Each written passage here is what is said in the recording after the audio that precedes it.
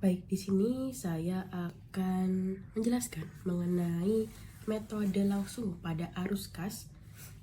Yang pertama, saya menyajikan buku besar pada PT Selalu Ceria periode Januari 2020.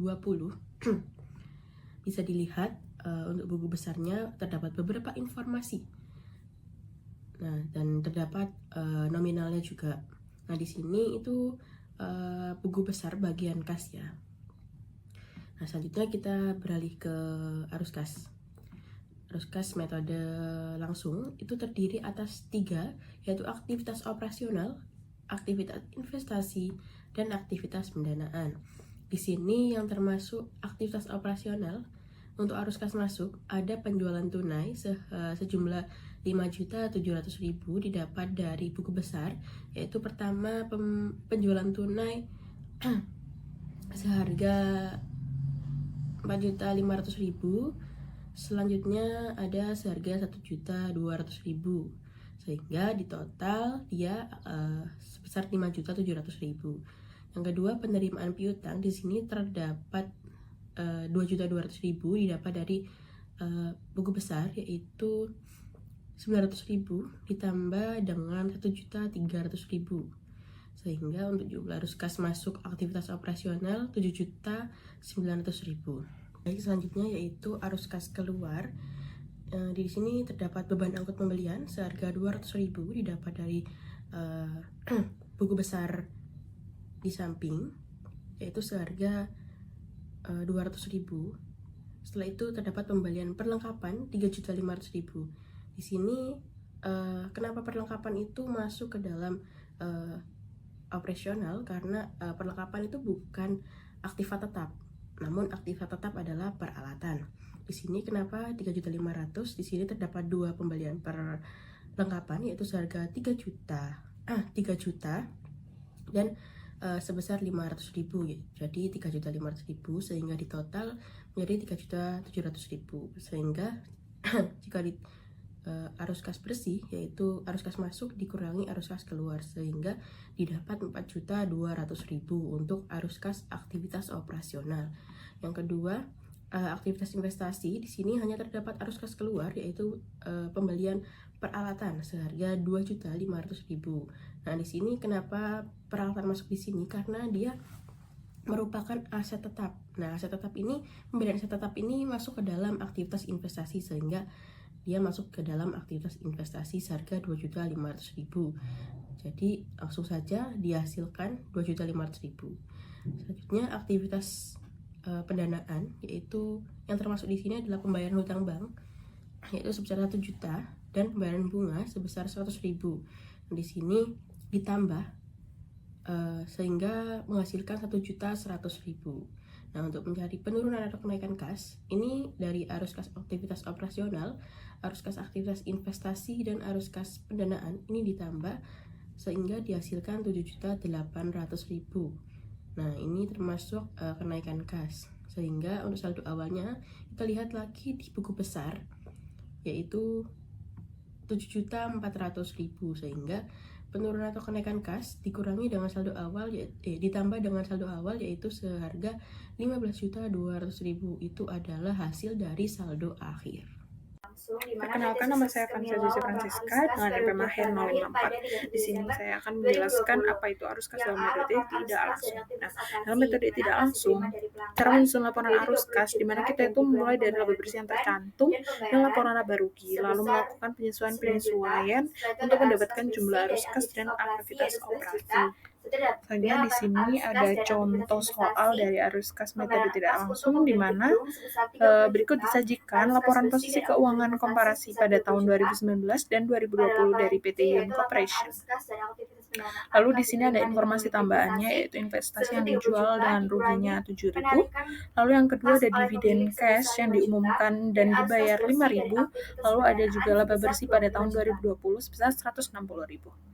Selanjutnya, dibuatlah laporan arus kas pada periode yang berakhir dalam 31 Desember 2020. Yang pertama, arus kas dari aktivitas operasi. Laba bersihnya itu kan tadi sebesar 160.000. Nah, lalu juga ada penyesuaian bersih di mana penyusutannya sebesar 17.000. Ini dari akumulasi penyusutan dari 2020 dan 2019. Di sini ditulisnya positif. Lalu juga ada rugi penjualan investasi. Nah, ini tadi rugi penjualan investasi sebesar 7.000. Lalu ada juga penurunan piutang dagang sebesar 5.000. Ini dari selisih dari piutang usaha yang 2020 dan 2019. Tulisnya positif. Lalu ada juga penurunan utang lancar sebesar minus 17. Nah, 17.000 ini tuh dari akumulasi penyusutan dari utang usaha ini tadi, tapi ditulisnya di sini tetap negatif. Lalu dijumlah mendapatkan kas bersih dari aktivitas operasi sebesar 12.000. Selanjutnya nomor 2, arus kas dari aktivitas investasi, di mana ada penjualan investasi ini sebesar 15.000. 15.000 itu dari selanjutnya ada kenaikan peralatan, di mana kenaikan peralatan itu tadi dari ini peralatan 2020 dan 2019 selisihnya dijumlah jadi minus 43.000. Nah, ditulisnya di sini tuh minus. Lalu yang ketiga ada arus kas dan aktivitas pendanaan finansial. Selanjutnya yang ketiga yaitu dari arus kas dari aktivitas pendanaan financing, di mana pembayaran dividennya kan tadi 50.000. Nah, itu dari informasi tambahan yang nomor 2 itu tadi. Lalu ada juga kenaikan penurunan kas bersih. Nah, kas bersihnya itu dari 172 dikurangi di total semuanya 43 dan 50 dapat 79.000. Lalu saldo awal pada kas 1 Januari diambil dari 2019 yaitu 78.000 di total, jadi dapat saldo kas setara kas 31 Desember 2020 itu 157.000. Berikut adalah perbedaan mendasar arus kas metode langsung dan metode tidak langsung. Pada aspek definisi, metode langsung menyajikan secara rinci setiap item yang menyebabkan arus kas masuk dan keluar dari aktivitas operasional. Metode tidak langsung memulai dengan laba bersih dan kemudian menyesuaikan dengan pos-pos non-kas serta perubahan dalam akun kelancaran untuk memperoleh arus kas dari aktivitas operasional. Untuk kelebihan, metode langsung memberikan informasi yang lebih detail dan spesifik tentang sumber dan penggunaan kas dari aktivitas operasional. Ini sangat berguna bagi pengguna laporan keuangan yang ingin menganalisis secara mendalam kinerja operasional perusahaan. Untuk metode tidak langsung lebih mudah disusun karena menggunakan data yang sudah ada dalam laporan laba rugi dan neraca. Untuk kekurangan, metode langsung membutuhkan data yang lebih rinci dan proses penyusunan yang lebih kompleks dibandingkan dengan metode tidak langsung. Untuk metode tidak langsung, tidak memberikan informasi yang sedetail metode langsung mengenai sumber dan penggunaan kas dari aktivitas operasional. Untuk aspek unsur dan komponen penyusun, metode langsung ialah penerimaan kas dari pelanggan, pembayaran atau pembelian kepada pemasok, pembayaran kepada karyawan seperti gaji karyawan, pembayaran bunga dan pajak, pembayaran kas dari pembelian aset tetap, dan penerimaan kas dari penerbitan saham.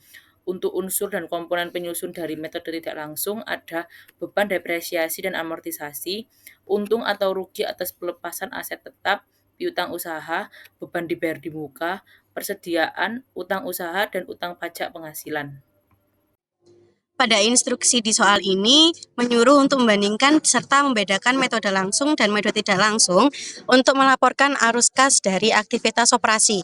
Lalu pada bagian B, menyiapkan laporan arus kas untuk Chapman Company untuk tahun yang berakhir pada tanggal 31 Mei 2022 dengan menggunakan metode langsung dan memastikan untuk mendukung laporan tersebut dengan perhitungan yang tepat. Lalu yang bagian C, menggunakan metode tidak langsung untuk menghitung arus kas bersih dari aktivitas operasi untuk Chapman Company untuk tahun yang berakhir pada tanggal 31 Mei 2022. Pada bagian A, di aspek pendekatan pencatatan, di metode langsungnya mencatat langsung penerimaan dan pengeluaran kas utama. Lalu di metode tidak langsungnya dimulai dari laba bersih berbasis akrual dan disesuaikan ke basis kas. Lalu di aspek rincian informasi, di metode langsungnya memberikan rincian penerimaan dan pengeluaran kas. Lalu di metode tidak langsungnya tidak memberikan rincian langsung dan berfokus pada penyesuaian. Lalu di aspek contoh transaksi, di metode langsungnya penerimaan dari pelanggan dan pembayaran kepada pemasok. Lalu di metode tidak langsungnya penyesuaian penyusutan, perubahan aset atau liabilitas operasional. Lalu di aspek keunggulan, metode langsungnya lebih transparan dan mudah dipahami pengguna laporan, dan metode tidak langsungnya menunjukkan hubungan laba bersih dengan arus kas operasional. Lalu di aspek keterkaitan, metode langsungnya informasi langsung tentang aliran kas akrual. Lalu di metode tidak langsungnya menghubungkan laporan laba rugi, posisi keuangan, dan arus kas. Lalu di aspek rekomendasi IASB, metode langsungnya disarankan oleh IASB dan metode tidak langsungnya tetap diterima IFRS tetapi tidak dianjurkan IASB. Lalu di bagian B ini ada arus kas aktivitas operasi, yaitu penerimaan kas. Ada kas dari pelanggan sebesar 1.238.250. Lalu ada pengeluaran kas, ada pembelian barang dagang sebesar 684.000. Ada pembayaran gaji sebesar 276.850. Ada pembayaran beban lainnya sebesar 10.150. Lalu ada pembayaran bunga sebesar 73.000, pembayaran pajak penghasilannya sebesar 43.000. Lalu di jumlah ada 1.087.000. Lalu di hasil akhir arus kas dari aktivitas operasi ada 151.250 didapatkan dari selisih awal pada kas dari pelanggan dikurangi dengan hasil akhir dari penjumlahan tadi. Lalu ada arus kas investasi, terdapat pembelian aset tetap sebesar 28.000 sehingga hasil akhir dari arus kas aktivitas investasi ini ada 28.000. Lalu ada arus kas aktivitas pendanaan, yaitu ada penerimaan kas, ada menerbitkan saham sebesar 20.000, dan juga ada pengeluaran kasnya, terdapat pembayaran dividen tunai sebesar 150.000, lalu ada pembayaran utang obligasi sebesar 30.000 dan hasilnya ada 135.000. Lalu arus kas dari aktivitas pendanaan ini hasil akhirnya ada 115.000. Lalu ada kenaikan kas. Kenaikan kas ada 8.250. Lalu ada saldo awal kasnya sebesar 20.000 sehingga hasil akhir dari saldo akhir kas ada 28.250. Lalu pada bagian C ini terdapat arus kas aktivitas operasi, yaitu ada laba neto sebesar 130.000, ada beban penyusutan sebesar 25.000, penurunan persediaan barang dagang ada 30.000, kenaikan utang usaha ada 8.000, kenaikan utang bunga ada 2.000, pembayaran gaji 24.750, kenaikan piutang usaha ada 17.000 dan biaya dibayar di muka ada 2.000 sehingga total dari segalanya yaitu 21.250. Dan di hasil akhir arus kas dari aktivitas operasi ini terdapat 108.750.